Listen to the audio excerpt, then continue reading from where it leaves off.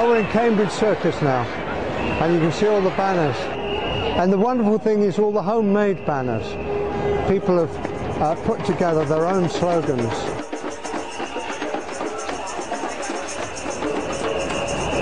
I feel like I died and gone to heaven already. This is absolutely wonderful. There's so much love and friendship and fun.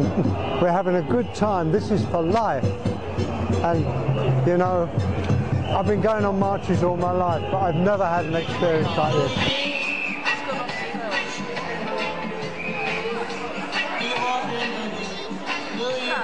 I was moved to tears at one stage. I really was. There was a loudspeaker playing, "All You Need Is Love." And I remember when I first heard that song, and I thought how true it was. And then we've had so much bad stuff since, you know, the war in Vietnam, and the Falklands War, and the Gulf War. And, you know, I just look around and see all these people, and the love and the fellowship and the community. We're black and white, we're Muslims, we're Christians, we're atheists, we're communists, we're Lib Dems. There was a Tory handing out leaflets, Tories against the war. I mean, that's got to be a new one. I mean, it's just absolutely, I'm not often lost for words, but this is really the great experience of my life. And if I can take some of this to Iraq and let them know how the people feel, well, as I say, my life will have been worthwhile. I'm flying out to Iraq on February the 14th because I'm joining the Human Shield.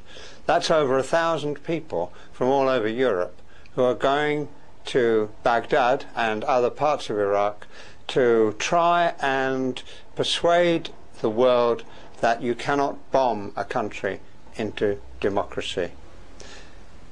It's hard to explain why I'm going. Somebody asked me that yesterday, and I said I'm going out of love. And that sounds very wimpish and hard to explain without looking rather stupid in this macho world. But to be perfectly honest, that's the best explanation I can give. I have no idea where I'm going to stay. I've been asked to bring a tent along. The temperature in Baghdad at the moment is about 60 degrees Fahrenheit, so it shouldn't be too cold at night. My wife is very supportive. She hasn't said a word about how worried she is, but I'm sure she is. My daughter, who lives in London, I rang her and said I'm going to Iraq, and she said I wish you wouldn't. But she said I know why you're going. It is going to be dangerous. But you see, I lived through the Blitz in the war. I was nearly killed by a German flying bomb. I know what it's like to be under bomb attack, although the amount of heavy artillery from the skies which is being fired at people is considerably more than was fired at London. What happens if I don't come back? I'm in the hands of God. Whatever I do, I could walk out of here and be knocked down by a bus and killed. Death is a constant danger in our world today. There are so many ways to die. If I die in Baghdad, it's because God has work for me to do elsewhere on another plane, in heaven. Let's hear from Gloria Dallas. My husband is a long-time peace campaigner. He's in Iraq now with 20 human shields at the Aldora oil refinery. Mm-hmm.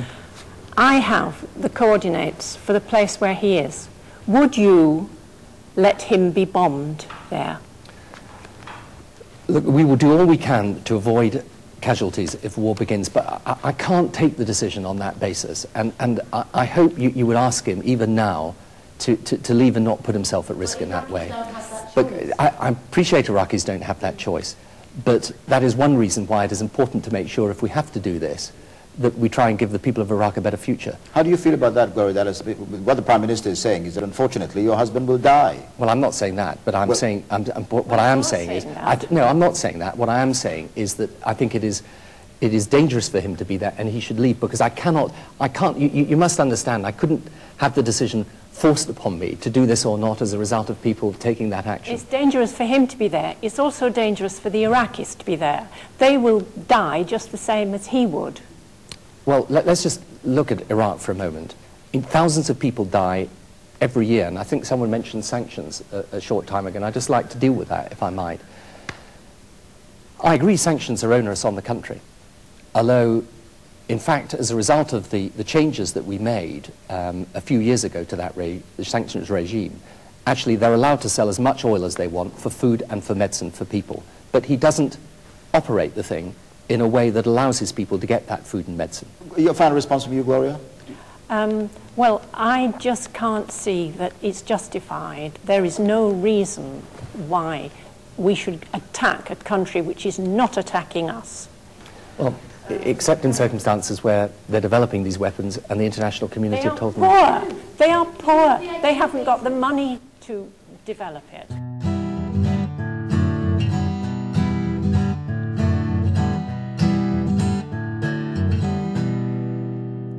Human shield, we will not yield.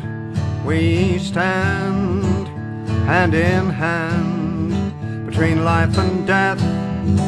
It is our will to save life, not to kill, and we proclaim with every breath, not in our name, not in our name.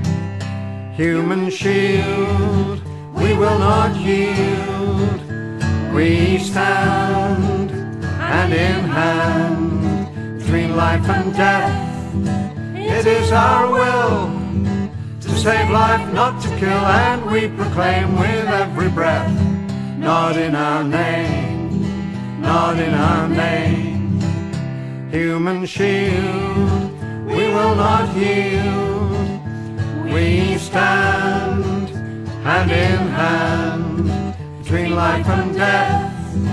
It is our will to save life, not to kill, and we proclaim with every breath, not in our name, not in our name, not in our name, not in our name, not in our name.